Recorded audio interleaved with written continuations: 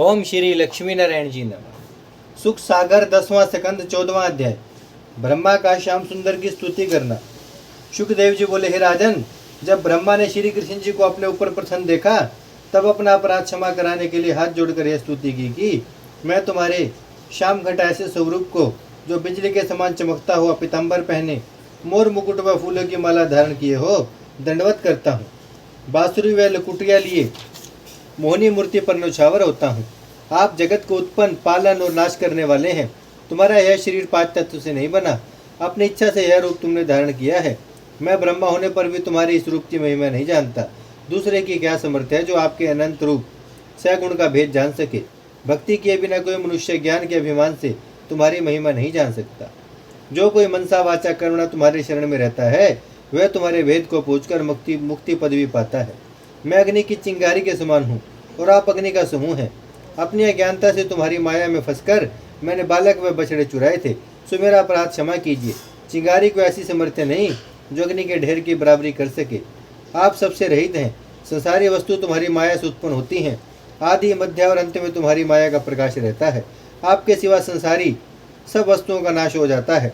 मैंने अपनी अज्ञानता से तुम्हारी परीक्षा लेना चाहता, सो बहुत से ब्रह्मा, महादेव आदि देवताओं को ग्वाल बालों के सामने हाथ जोड़े खड़े देखकर अपने दंड को पहुंचा। अब तुम्हारी शरण में आया हूँ, मेरा अपराध क्षमा कीजिए। जिस तरह ज्ञान बालक अपने पिता की गोद में बैठकर बहुत अनुचित करता है, पर पिता उसके प्रेम के कारण बुरा नहीं मानते और पेट में लात मारने से माता विरोध नहीं करती, उसी तरह मुझ अज्ञान अपने बालक का अपराध आप क्षमा कीजिए। ब्रह्मा जी कह रहे हैं श्री कृष्ण जी से, तुम्हारे विराट रूप में 14 लोक हैं और अपने छोटे स्वरूप से आप चिमटी के तनु में व्याप्त रहते हैं। मैंने अपने को जगत का उत्पन्न करने वाला समझा था, इसी कारण लज्जित हुआ। संसारी व्यवहार सपन के समान झूठा है और आप अविनाशी पुरुष आनंद मूर्ति सदा स्थिर रहते हैं। सो अपने चरणों की भक्ति मुझे दीजिए। ब्रज की गौओं और ग्वालियों का धन्य भाग्य है, जिनका दूध आप बछड़ा व बालक रूप होकर पीते हैं। यज्ञ व होम से तुम्हारा पेट नहीं भरा था, सो ब्रज की गौओं और अहिरनियों ने अपना दूध पिलाकर भर दिया। मेरी क्या समर्थ्य है जो ब्रजवासियों के भाग्य की बढ़ाई कर सकूं। सोरठी। भक्तन के सुखदान, भक्त बछल भगवान हरि, नारी पुरुष समान प्रेम भाव के वश सदा। हे महाप्रभु, आप ऐसे दीन दयालु हैं कि जिसने अपनी अज्ञानता से तुम्हारा अपराध क्षमा किया, उस पर भी आपने दयालु होकर ज्ञान रूपी दीपक उसके हृदय में प्रकाशित कर दिया। संसारी जीवों को तुम्हारे स्मरण व भक्ति के बिना भवसागर पार उतरने के वास्ते दूसरा मार्ग उत्तम नहीं है।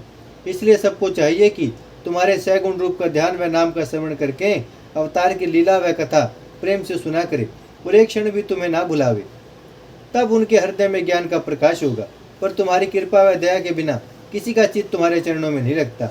इसलिए सदा अपने सच्चे मन से तुम्हारी दया व कृपा का भरोसा रखना चाहिए। हे परम ब्रह्म परमेश्वर, वृंदावन में जड़ व चैतन्य जितने जीव हैं, उनकी बढ़ाई कोई नहीं कर सकता। मनुष्य इस वास्ते तप व जप करते हैं कि जिसमें हम देवता हों। देवताओं की यह इच्छा अटो पैर रहती है कि तुम्हारे चरणों की सेवा करें और दिन रात तुम्हारा चंद्रमुख देखकर अपने नेत्रों को सुख दें। पर यह बात देवताओं को प्राप्त नहीं होती, जो तुम्हारी कृपा से वृंदावन वासियों को सहज में मिली है। देवताओं की यह समर्थ्य नहीं है जो ब्रजवासियों की बराबरी कर सके। तुम्हारे आदि व अंत को वेद नहीं जानता।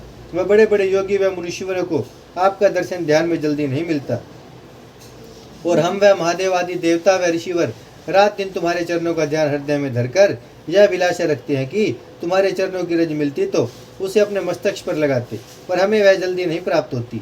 यशोदा आपको दिन रात गोद में खिलाती है। ग्वाल बालों के साथ आप बछड़े चराकर यह सब लीला हरि भक्तों और सब जीवों के भवसागर पार उतारने के वास्ते करते हैं। कदाचित मैं जन्म भर वृंदावन वासियों के भाग्य की बढ़ाई करूं तो भी उसका वर्णन नहीं हो सकता। सब ब्रजवासी अपना तन मन धन आप पर न्यौछावर समझते हैं। केवल मुक्ति देकर तुम उनकी सेवा से उर्ण नहीं हो सकते, क्योंकि मोक्ष तो आपने पूतना व घासुर आदि को जो तुमको मारने आए थे दिया है। कदाचित आप मुझे ब्रज में घास और मिट्टी का भी जन्म देते तो तुम्हारे चरण पड़ने से कृतार्थ होता। दोहा। श्री वृंदावन सम नहीं तीहूं लोक में और, माखन प्रभु खेलत सदा अति छवि सेवा सेता दूर। दोबारा पढ़ते हैं दोहे को। श्री वृंदावन सम नहीं तीहूं लोक में और, माखन प्रभु खेलत सदा अति छवि सेता ठोर। अस्तुति गदगद वचन दर्ग जल पुलक शरीर परे चरण पंकज बहु त्रिविधि अति प्रेम अधीर। सोरठी तब हंसी बोलो श्याम गर्व प्रहारी भक्त हित जाऊं आपने धाम वचन हमारो मानिय। हे राजन, जब ब्रह्मा ने अति विनय से वृंदावन बिहारी की यह स्तुति की तब ब्रजनाथ जी ने ब्रह्मा का सिर अपने चरणों पर से उठाया और उनसे कहा कि तुम ब्रज भूमि की परिक्रमा करते हुए अपने लोक को जाओ। सो ब्रह्मा श्याम सुंदर से विदा होकर 84 क्रोश ब्रज भूमि की दही नावर्त परिक्रमा करके ब्रह्मा लोक को चले गए। मनहरण प्यारे पहले बछड़ों को साथ लिए ग्वाल बालों की मंडली में जहाँ वे कलेवा कर रहे थे आ पहुंचे, परंतु हर इच्छा से वर्ष दिन बीतने पर भी किसी ग्वाल बाल ने अपने हर जाने का भेद नहीं जाना। वे लोग श्याम सुंदर को देखते ही कहने लगे कि हे भाई, तुम बछड़े तुरंत खोज कर ले आए, हमने तो अच्छी तरह सब भोजन भी नहीं किया। यह सुनकर श्री कृष्ण जी बोले, हे भाइयों, सब बछड़े निकट चरते हुए मिल गए, तो मैं जल्दी से उन्हें बोहर कर ले आया। ऐसा कहकर श्याम सुंदर ने ग्वाल बालों के साथ भोजन किया। जब संध्या हुई तब उनसे कहा कि अब घर चलो। यह वचन सुनते ही सब कोई घर को चले। उस समय वृंदावन बिहारी ने ऐसी मुरली बजाई कि उसका शब्द सुनकर सब जड़ व चैतन्य मोहित हो गए। जब वृंदावन के निकट पहुंचे तब सब ब्रजवाला मुरली की ध्वनि सुनकर अपने अपने घर से दौड़ आए। मनहरण प्यारे का दर्शन करके अपने अपने लोचनों को सुख दिया। गोपियों का यह नियम था कि जब वृंदावन बिहारी बछड़े चराने जाते थे तब उनकी चर्चा में दिन काटती थी, और जब संध्या समय केशव मूर्ति वन से आते थे तब उनके चंद्रमुख की चमक देखकर अपने हृदय की तपन मिटाती थी। दोहा माखन प्रभु को रूप रस प्रेम सहित सुख पाए, पीवे ब्रजवासी सबे चितवन वर्षा बुझाए। हे राजन, उस दिन ग्वाल बालों ने अगासुर के मारे जाने का वृत्तांत अपने माता पिता और नंद यशोदा से कहा। यह हाल सुनते यशोदा पछताकर कहने लगे कि मेरे ब्रज ने पर भी कन्हैया वन का जाना नहीं छोड़ता। कई बार इसके प्राण राक्षसों के हाथ से बचे, जिस पर भी नहीं डरता। दोहा जन्म भयो जब शाम को, तब से यही उपाद कहा होए है मरे, यतन विधि गति अगम अगाध। उस दिन भी यशोदा ने भूसा दान में दक्षिणा केशव मूर्ति से दिलवाकर बड़ी खुशी मनाई। हे राजन, जो कोई श्याम सुंदर का बाल चरित्र जो 5 वर्ष की अवस्था तक किया था सच्चे दिल से कहे व सुने तो कभी कोई चिंता उसके पास नहीं आ सकती और संसार में मनोकामना पाकर अंत समय मुक्ति पाता है। इतनी कथा सुनकर परीक्षित ने पूछा, हे सुखदेव स्वामी, इतनी प्रीति गोपियों को श्याम सुंदर की किस कारण थी, जो अपने पुत्रों से भी उनको अधिक प्यारे जानते थे। सुखदेव जी बोले, हे राजन, संसार में सबको पुत्र व धन पर बहुत प्रीति होती है, परंतु अपने प्राण को उनसे भी अधिक प्यारा जानते हैं। जिस तरह घर में जब आग लगी हो तो मनुष्य अपनी समर्थ्या भर पुत्र व धन को बचाता है, जब उनको नहीं बचा सकता तब अपने प्राण लेकर भाग जाता है। उसी तरह श्याम सुंदर सब जीवों के प्राण थे। इसी वास्ते सब ब्रजवासी उस मोहनी मूर्ति को अपने प्राण से अधिक प्यारा जानते थे। उन्होंने अपनी माया से सबका चित्त मोह लिया था। दोहा माखन प्रभु भगवान है, घट घट व्यापक सोए, सबके जीवन प्राण है, क्यों नहीं प्रीतम होए।